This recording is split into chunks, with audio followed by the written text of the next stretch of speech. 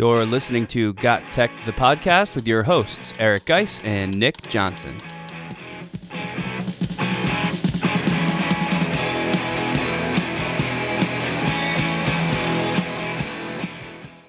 Welcome back to GotTechED the Podcast. This is episode 39 called 15 Presentation Project Ideas and the EdTech Tools that Support Them. In this episode, Geis and I bring student presentations into the 21st century. We review some of our favorite EdTech tools to aid your students as they build their presentations and as they share them with the class. More importantly, we explain 15 different project ideas that use these tools and bring your presentation projects to the next level. Check it out.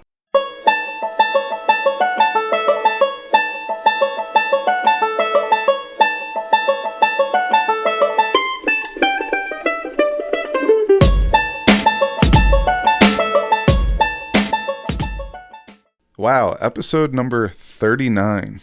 I mean, it feels like yesterday we just started doing these podcast episodes, and now all of a sudden we're approaching like half a century almost. I know, it's weird. Coming up on the 40s means we're close to our 50th episode, which sounds impossible. Also sounds impossible that we're here in almost mid-August now. Some students and teachers out there are getting ready to go back to school within the next couple weeks. We still have about a month to go until after Labor Day, but either way, it's the time of year when you kind of start thinking about, at least as a teacher, what am I going to do this year? How am I going to start the year? What projects am I going to keep the same? What projects am I going to change? And I think there's one type of project that touches all teachers in their classrooms in some way, and that is the idea of a student presentation. As a teacher, we've all incorporated these, probably with varying success, but this episode is going to be geared towards that and kind of giving some teachers maybe some fresh takes, some fresh ideas on how to incorporate student presentations. And like we normally do, we're going to kick it off with just sort of explaining maybe why you might want to actually do student presentations in your class, because there are some benefits. So let's get right into it.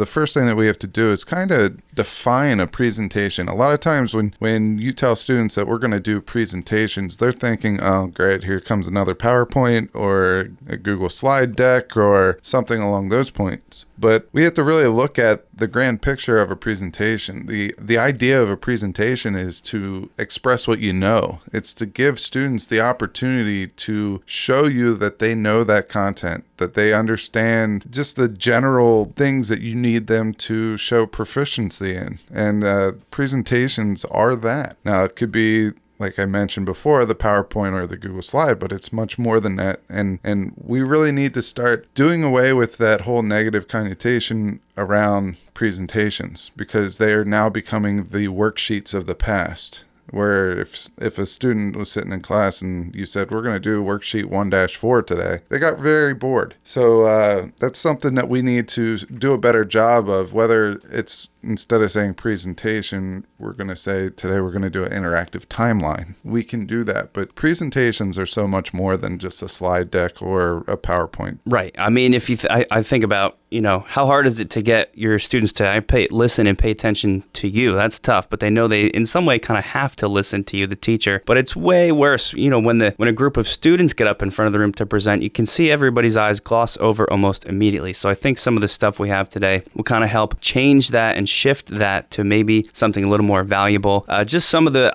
obvious and maybe less obvious benefits of doing student presentations. Of course, it's one of the best ways to get students to get good at and possibly learn to enjoy public speaking. I hated presentations in high school, but at some point through college, a weird switch happened where I sort of started to feel good at it. And when you start to feel good at it, you start to enjoy it. And now it's one of the things I look forward to most, and obviously a really super valuable life skill. So that's definitely something we want to help our students out with. Yeah, I like how you pointed out life skill. I think in the tech world that we're in right now, that we're losing a lot of that socialization and a lot of the speaking back and forth and conversation pieces. And these presentations are a good way to make sure that that's not lost completely through technology. There are a lot of things I love about technology, but the fact that our students are not able to communicate as well or get anxious while communicating is something that is concerning to a lot of people. So I think this is a great way to really teach them that life skill. For example,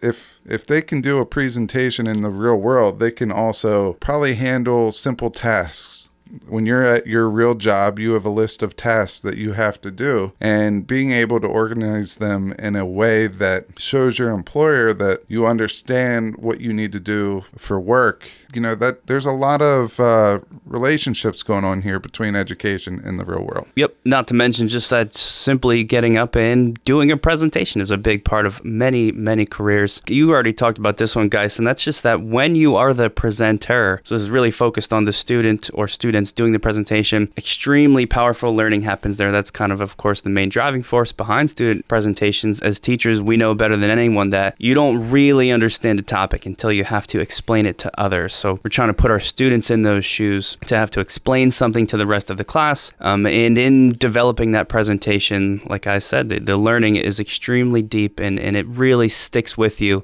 probably in a way that almost nothing else can replicate in a classroom environment. So that's kind of my favorite one. Speaking of classroom environment, you have a lot of classroom management going on while students provide their presentation to the class. We need to learn how to respect.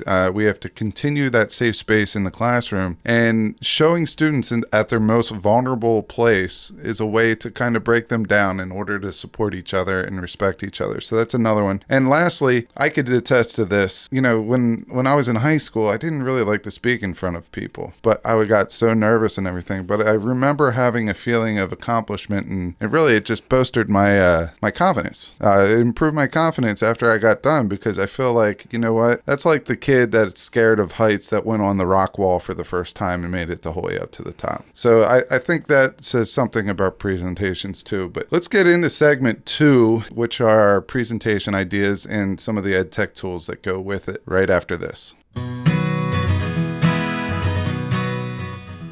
You can follow GotTechED outside the podcast at gottech.com or on Twitter at WeGotTechED.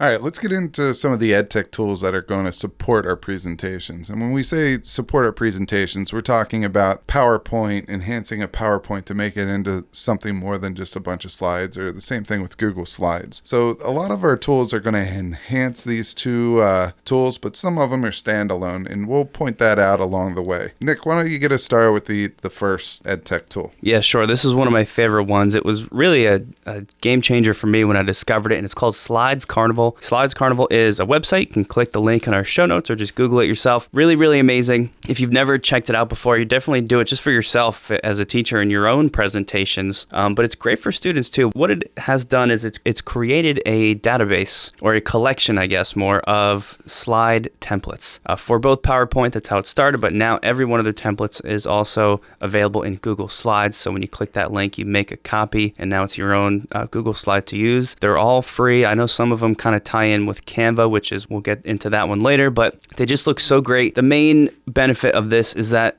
the presentations your students create are going to look 1,000 times better, because a lot of the stuff that the students generate, we know it's sort of built for speed. They just want to put all the information, not necessarily have it look good, or they throw pictures on there in like strange ways that don't really make sense, or the fonts don't match and the colors. We want to teach almost a professionalism in this with their presentation skills, and Slides Carnival kind of does that for you, and most importantly for them. All the templates they have are really professional, so the students feel like they're moving quickly, which they want to do.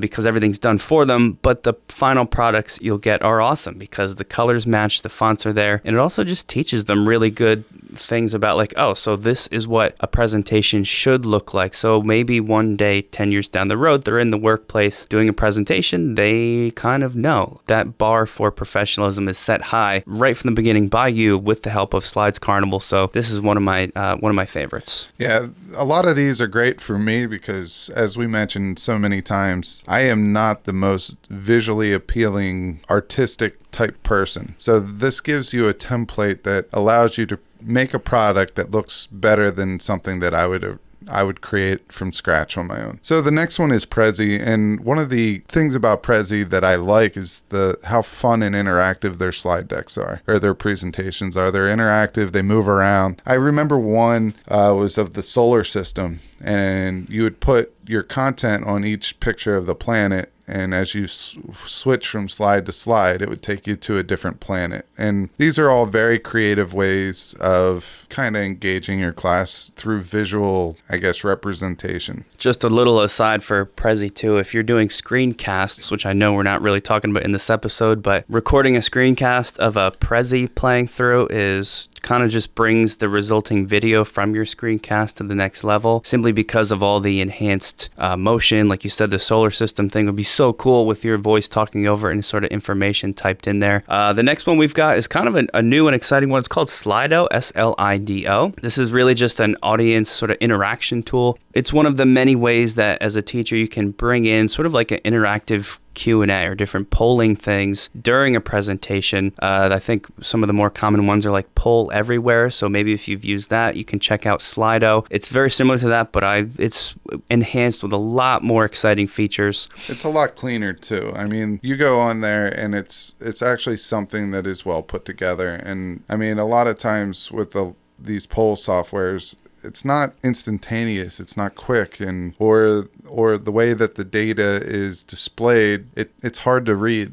This is a clean cut version of that. So I would say that this is probably one of those polling softwares that I would give an opportunity to first and foremost, just because of how clean, professional, and easy it is to use. The next one we've got, we're actually going to change it up a little bit because we've been talking to, and it's just in our travels and meeting and speaking with different people in the EdTech world, we found out about this really cool presentation service called ViseMe. So we're going to actually turn it over to a clip from one of their representatives. His name is Farzad Rashidi. I hope I pronounced your name right, Farzad. And he's going to tell us about ViseMe from the source of this company, which I think is a really, really exciting tool for student presentations. Hey GotTechED, this is Farzad from ViseMe. Creating beautiful content for classrooms is always a catch-22. You either have to spend hours dealing with professional or design software like Adobe products, or use outdated tools like PowerPoint to create content that, let's be honest, the end result is not the most engaging piece of content. ViseMe is an all-in-one content creation platform that lets you create beautiful, interactive visual content, including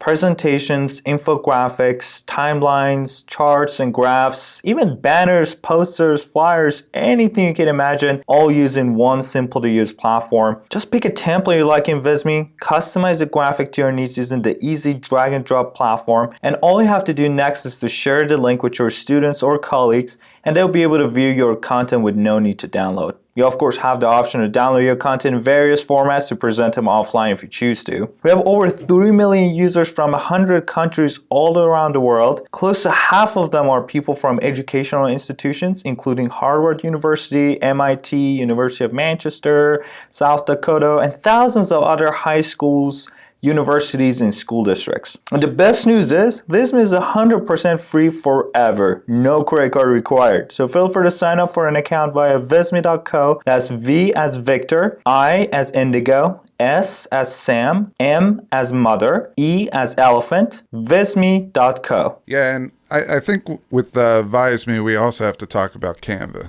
And because they kind of lie in the same space, but ViseMe has so much more to offer. We're going to put something in the show notes. It's actually a blog that the CEO of ViseMe has written just to show you some comparatives, how ViseMe stacks up against Canva, what's different, what's, alike, similar, all that good stuff. And you'll see that, ViseMe takes data delivery to a whole new level. That is one of the biggest things as a teacher that I'm going to look at. So it is free. There's a free version. There's a paid version. You have to set up an account and check it out. You don't need a credit card to go in and try it out like most of the EdTech startups. They want you to put a credit card in file, and after the expiration time, they automatically charge you for the next month. They're not about that. These guys do a great job. Their product is amazing for infographics and all that. You heard it from Farzad. It kind of speaks for itself. But I think, Canva has been all the craze, but I'm telling you, ViseMe is definitely right there with them as far as allowing you to make something very quickly to look professional, not take a whole bunch of time, and they have all the templates in the world. One of the things I really like about it is once you pay that price, or if it's in the free version, it's there. You don't have to pay any more money. All right, whatever you're getting, if it's the free version, you have the free images that go with it. You don't need to pay $1 or whatever for an image that you like. And there's millions of pictures and images and templates and all that good stuff in this program. If you follow any of our social media, Twitter, Instagram, Nick Got Tech, Guys Got Tech, and some of the promo stuff we put out there, and if you've ever thought, wow, those guys are really talented at building graphics for their show, we absolutely are not. It's all services like Canva historically, but I got to tell you, ViseMe has given Canva a run for its money because all those templates are built right in. And just imagine your students building stuff like that. This is the real world. People don't have time to sit down and create really engaging art from scratch. Also, very few can. Most people aren't trained graphic designers, but with services like this, you can generate really professional looking things, and we want to show our students that kind of right from the beginning. So ViseMe and Canva, both two really exciting tools. And I have to also throw this out there. How many times has a teacher said, oh, I don't have time to implement that. I don't have time to do that. Well, if we could use these types of EdTech tools, Canva, ViseMe, that type of stuff, if we can do that, then why wouldn't we take advantage of it? Because it's absolutely very minimal in the amount of time that you need to first learn it, but also to use it and implement it. So I feel like this is a win-win for everyone in education. So check out both of those tools. Check out ViseMe. Their infographics are next level as well. I have to throw that out there. All right, so our next one is Adobe Spark, and Adobe Spark is free. It's been out for a while, but you could do web pages, you could do videos now, you could do infographics, those type of things. It's a great product. I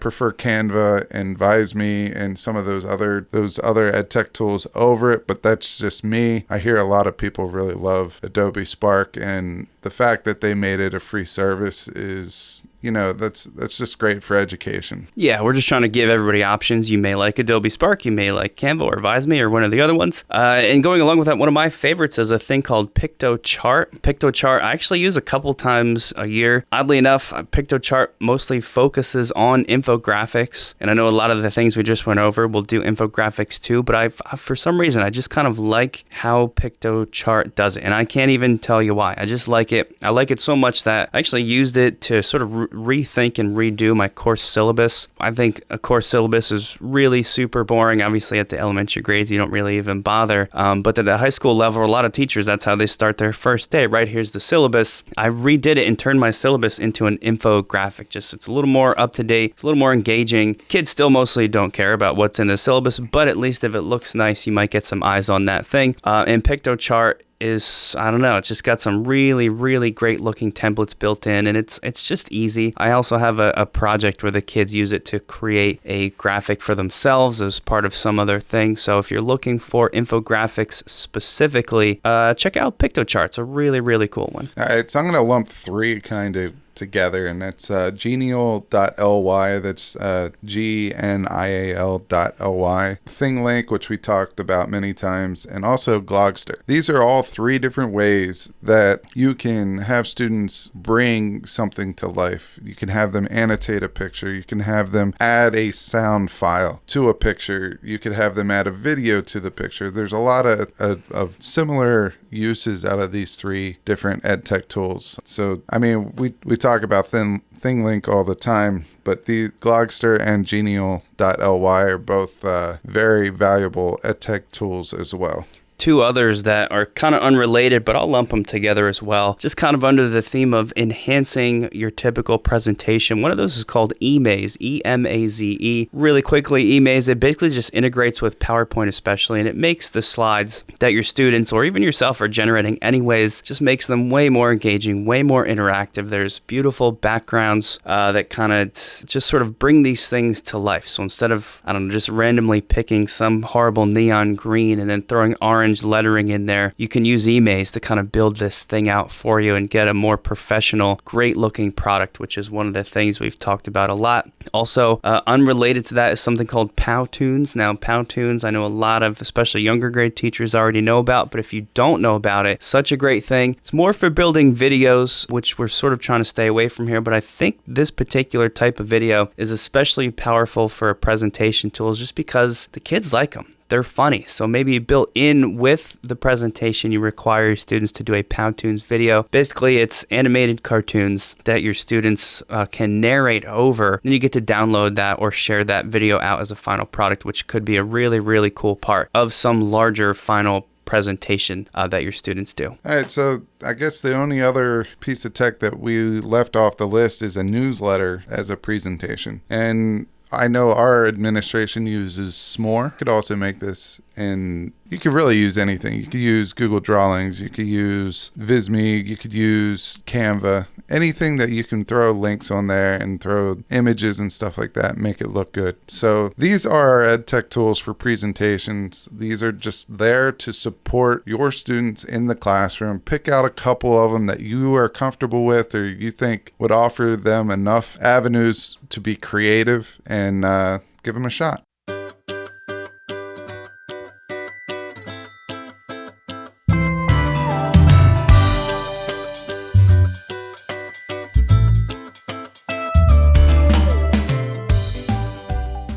So this is always my favorite part of the episode, and I hope it's everybody else's favorite part too, because it's where we actually get into the real project ideas. I know if I was listening to this, that would be the thing I was most interested in. Also, if you were listening to our tech tool segment previously and you said, okay, great, how am I supposed to use any of these things? Now's the time where we kind of break down some of the things we thought of for student presentation projects. And a lot of these are going to try to go beyond just the normal slide presentations where you say, okay, Susie, you're going to do a presentation on, I don't know, atomic structure, and she does it and she gets up and talks for 5 minutes and 2 out of 20 kids pay attention and it's over. We want to try and enhance that and go beyond your normal PowerPoint, Google, or maybe even Prezi to sort of bring these to the next level. All right, so let's get right into it. One of my favorites is a gallery walk. So if you have a whole class and say you're doing something where they get to choose their own topic, you could have them each have a slide and they get to basically spruce up that slide however they want. You can add like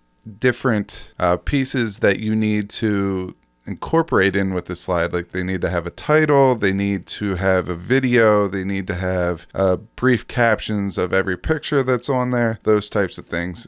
And once all the students are done, they just simply, if you're one-to-one, you could simply just open up your Chromebooks and have the students walk around and view each other's projects. Great thing that you could do here is have a comment box up there for each one, where if someone wants to add a comment to that person's slide, they could just hit the comment button and they could type it in. That way, that student who did that slide has all different types of feedback. The second one that kind of goes with that is when you come into the classroom, I used to have a question of the day or an activity of the day. There's several different terms for this. If I had a class of 24 students, what I would do at the door is I would hand them a random piece of paper that has a number 1 through 24. So say we're doing a review activity. Today is a review day, and there are 24 main pieces of information that's going to be on that test. By handing them a number, you're assigning each one of those students one of those pieces of information. They go in, they sit down, there's already a presentation or a slide deck that is shared out with them that has the number and the question on it, and what they have to do in the next 5 minutes is to answer that question, provide a diagram or a graph or something else that goes with it, and then for the remainder of the class, you go over each slide as a class, whether it's the student presenting their work or maybe the teacher takes the lead and goes over everything. You could add stuff, and it's just an excellent study aid if they have a test, upcoming test or whatever. I love that idea. And just to back up a little bit, I really love the gallery walk style thing you introduced at the beginning there. I think this is really great, especially if you have a class that's a little bit more hesitant to do the full class style presentation. My AP students, we do this at the end of the year. I don't even use the word presentations. They simply make posters, and you normally wouldn't think about a poster as a presentation tool, but it totally can be, especially when you just call it a gallery walk. However, you require that the students stand with their poster for a certain portion of time. And a really interesting thing happens when you do that. First of all, they're not nervous because you haven't called it a presentation. There's no expectation of, oh my God, I have to present now. Second thing that happens is they're standing at their poster because you've asked them to. So guess what they start to do when a group group of students comes by and starts to look at it, they start talking about it and they start presenting, and it's in a much more relaxed way. And that's part of that confidence building I think we talked about earlier, is getting them to see that if you know what you're talking about, which you should have because you just built this poster or this glog or whatever else, whatever other sort of product you've put together, you can talk about it, and you can talk about it with confidence, and that's where those presentation skills start to build in. So I really, really like that. And then another one of my favorite ones, we've called these a bunch of things. Some people call them choose your own endings. I like to call them clickable slides. Really what we're talking about here is a Google Slides presentation where you're not just clicking in a sort of a linear way from slide 1, slide 2, slide 3. Instead, you have one slide that's sort of what I consider like the home slide. And within that, there's a bunch of images. These images can be shapes that you've added in just from the Google Slides shapes template. Could be other images that you've brought in from online, and you click them. And because Google Slides allows you to link an image to a certain slide, so if I click the square that's labeled nucleus, then that square has been linked to slide 20, and slide 20 talks about the nucleus. And then when you get to slide 20, there's like a little bit of a picture of a house, let's say, and it's labeled home. So you click the home button. It takes you back to that same home screen where you click the circle, and the circle is labeled electrons, and you click that. And when you click the electron circle, you've linked it to go to slide 15, and slide 15 tells you about electrons. This can be used a ton of different ways, and if you want to see sort of more specifically how to do this, you can follow me at GotTechED on Instagram. There's a brief video there that kind of really quickly walks you through how to do this linking. It's so easy. You can just share this out to your students as like a way for them to access information, or make it part of a presentation, make it part of a student presentation where the class gets to choose what they learn about first or second. Or maybe like you said earlier, guys, where you assign a slide. Maybe you're not assigning a slide, maybe you're assigning one of the links from your homepage, and then as the teacher you kind of facilitate which one gets clicked on, and the students get to talk about it as you do that. I think this offers some kind of unique ways for to build into a student presentation. Yeah, another way that we can use presentations kind of in a different way is debating. Now, I would personally, I've taught debating in bioethics for several years, and one of the things, when you just have a verbal debate, one of the things that you miss out on is the power of an image or a graph or an infographic or some type of chart. And we mentioned all those different EdTech tools that allow you to make those types of resources. But you should have some type of a slide deck for the pros and for the cons, that when they're providing an argument or a rebuttal, that they have something that goes with it. They have a chart that said, this is from the New York Times that says blah, blah, blah, blah, blah about this topic. Or this is from the World Animal Foundation, and it shows this type of fact or this type of picture. And that's very powerful, and it allows to go. A normal picture would do just fine, but adding a statistic to it to make it an infographic takes that debate to the next level. And debating is by far one of my most favorite, and the students' most favorite presentations, because they're learning about it, they become experts on it, they become confident on it, and then it's just talking. And they prefer that over writing a report or some type of influence paper. They rather debate about it, because then it's taking what they believe in, and that passion is coming into that project. Yeah, well, plus it's just a lot more engaging, right? If they know they're going to debate, it's a lot better than just sitting there and listening. And I'm going to throw out something that immediately people are going to roll their eyes at, but I don't think we should anymore. And that is, of course, your standard pamphlet or brochure. And we've all done these, and it can be very dry if you just tell your students, make a pamphlet on blank, and they do it, and it gets put in a pile on your desk, and they get a grade, and it doesn't go anywhere. But I think a pamphlet or brochure can actually be a pretty powerful part of a presentation. This could be as simple as they have to present the pamphlet they've created, the brochure they've created in front of the class. But even that, I think, doesn't go far enough. So let's say they've built a pamphlet in PictoChart, or you've had them, or you've collected resources for a bunch of the different, Google Slides or Google Docs or Google Drawings templates for pamphlets or brochures that your students can choose from and use. So they've built this pamphlet. What could you have them do to sort of take this presentation then to the next level? I think if you always think about how would this be used in the real world, then that's where a lot of the ideas come from. So what I like to do is turn it into almost like a challenge where students have to try to actually sell. And so you have to make sure this is with the right project, but actually sell whatever their pamphlet or brochure is about, because that's what a pamphlet or a brochure is really about in real life. So require them to do that. Make that part of the rubric. Maybe you group it in such a way where 3 different student groups kind of go against each other or compete, and you can think about like a nicer way to do that so that it's not super competition heavy, but they compete where they all have to present their, competing pamphlets or brochures for a similar product or a similar topic, and then the rest of the class picks which one they'd be most likely to buy. And you can do this anonymously, so there's no awkward voting. Maybe they never even have to know who the winner is or something. You can kind of work out the kinks there, but I think using them that way and making the presentation more of a sales pitch, now you've made it different. Now you've made it something they haven't done before and that you haven't done before. And I think it's going to bring that engagement to the next level for your pamphlet or your brochure. I really like how you added something to the pamphlet or the brochure, that you added a challenge there. I think pamphlets in themselves are not as effective as other ways of presenting, but allowing them to be a key marketing tool in selling something, I think that is an essential skill that we need to really focus on as teachers. Let's move into our next one, and that is a newspaper. Now, I really like this one because I like to take the front page of a newspaper and kind of put that on steroids a little bit and make it, if you watched Harry Potter, they have the newspaper there where the images kind of come alive. Well, we can do that. Just go to Google Drawings, change the height and the length of the template that you're working on, which you could easily do through page setup. Then start with your formatting of the bold letters for all your titles and all that good stuff. But when you come down to the pictures, instead of adding a stagnant picture, add a GIF file, and they will allow you to do that in Google Drawings. And then when you go and you publish it as a PDF,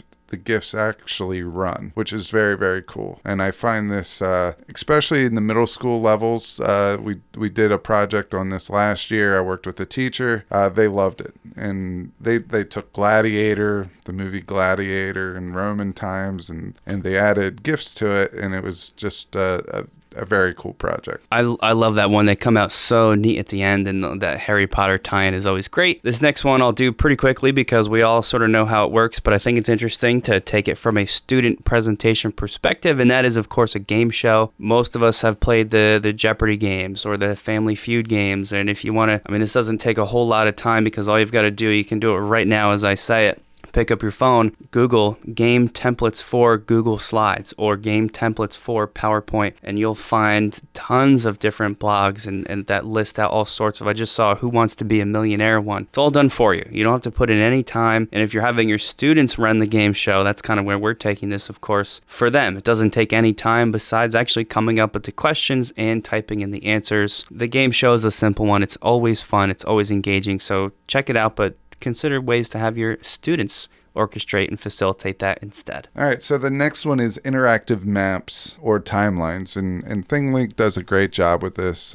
Genial.ly does a great job with this. A lot of the EdTech tools that we mentioned can do a great job with this, but those are the two that I would kind of recommend just because I've used those. I've had a lot of experience with them, and they do a great job. The next one is infographics. I'll just throw this one out there because we have a lot of EdTech tools that specifically focus on infographics. Canva, ViseMe are just the two main players there. So I don't think we need to elaborate on that. You could just use them for debates, for in your science classes. You could use them during your lab report parts where they can use infographics to show what data they found during the lab. You could use infographics to kind of show statistics on war propaganda during World War I, World War II, how much money was spent on the war, how many people went to war, how'd the draft work, those types of things. The pamphlet or brochure idea I mentioned earlier, that could all be infographic based too. It kind of fits in with like a bunch of different ones, and maybe a different spin on that is, I guess we could call this like a newscast. And I like this because, especially if you use something like Flipgrid, maybe it helps again to take that sort of direct, oh my gosh, I'm talking to 25 different people right now, and it's some of those nerves out of it. Although we do want to practice that skill, this might be a nice way to build to that is assign your students a different topic, and they have to present present that topic in the form of a news report, but you can have them film themselves with their phones and post that film to a Flipgrid board so that all their presentations, and I'm air quoting that because they're not directly speaking in front of the group, are there on that board. You could then, as the teacher,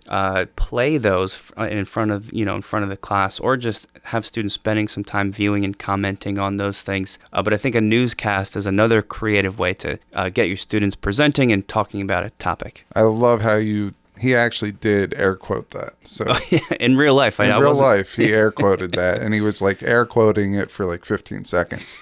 Throughout that whole statement, he had air quotes going up. It kind of looked like he was trying to give himself like 2 sets of bunny ears. I'm glad you shared that because that was an important part of my speech there. It was. The next one's ebooks. Same thing. Go into Google Drawings, make your template. Go into Google Slides, make your template. Keep using that template. Publish it as a PDF. When you go to file, you could go export as and publish as a PDF, and that will make a pretty neat ebook. And this is something that the whole class can work on together. If you separate the topics out, they have to pick the topics. Maybe you're using the ebook as a review source for their midterm review, quarterly, final, whatever it is, AP exam. You could give them each a topic. They write about it. They put it in an ebook. And the cool thing is you can share that with your students the next year. Say you have a student that's absent for a while, and when he comes back, he's going to have to take a test. Well, if you have an ebook on every unit, you could share that out, and that could help them in years to come. So I think there's some value in the ebook.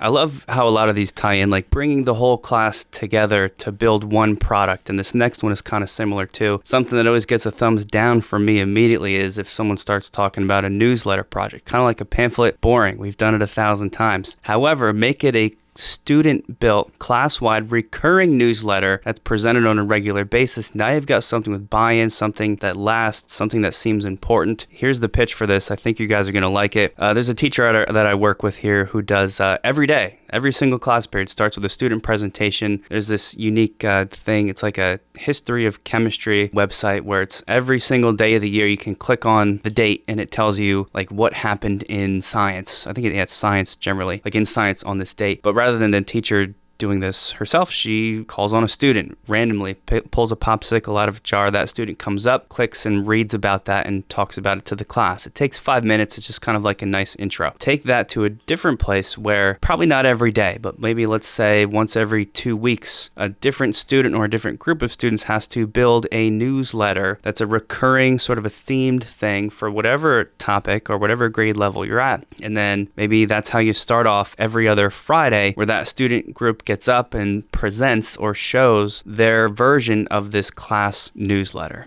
And you can take that any direction you want. And with a bunch of the EdTech tools we mentioned, like Visme and Canva, can be used to build newsletters. Any of the G Suite apps. S'more, we mentioned at the very end. S'more is a website that's built for just that, literally only doing a recurring newsletter series. So you can sort of tie in any of those and make this seemingly mundane project part of sort of a more exciting classroom routine. So a lot of these projects, we're just talking about how we could take them a step further, make them a little bit more interactive, bring a spark to a project. The next one is a public service announcement, and usually this is recorded, but what if you wanted to just do them live? I had a teacher last year that reserved the media center, and they had basically 2 minutes to talk about their topic. And most of them were trying to convince you or make you aware of something. So these students, what they did is they had a poster there and they talked about their topic for 2 minutes and it was done. And then at the end, they voted on who had the best presentation. I was like, why don't you just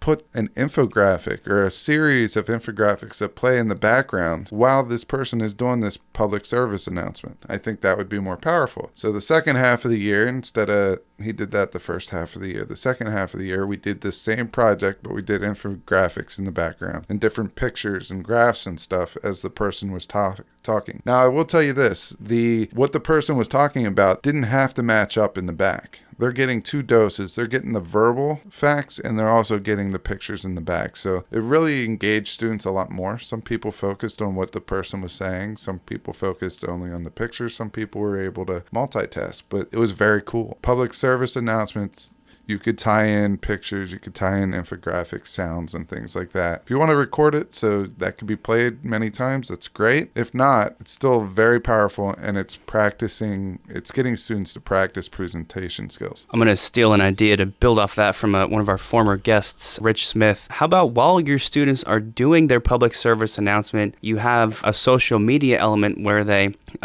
where you actually broadcast their live presentations on Facebook Live, Instagram Live, YouTube Live, whatever your school has set up. Bring in the broadcasting. Students kind of do a collaboration to bring that to a whole nother level. And I think you could have something really powerful there. And then our very last idea, of course, is a scrapbook. A scrapbook, not for everybody, but I think if you make it on the tech side, you get interest from most students, if not all. We've talked about hyperdocs before, where you have a Google Doc with clickable links along the way for students to learn from. Make that part of the student presentation where they bring in some sort of a Google thing, maybe a doc, maybe a slide, but there's their scrapbook and it's designed and set up, and you can provide templates for this, but their presentation is conducted scrapbook style where things are clickable and they take you different places. And I think that'll be a really cool way to round out our list of student presentation project ideas.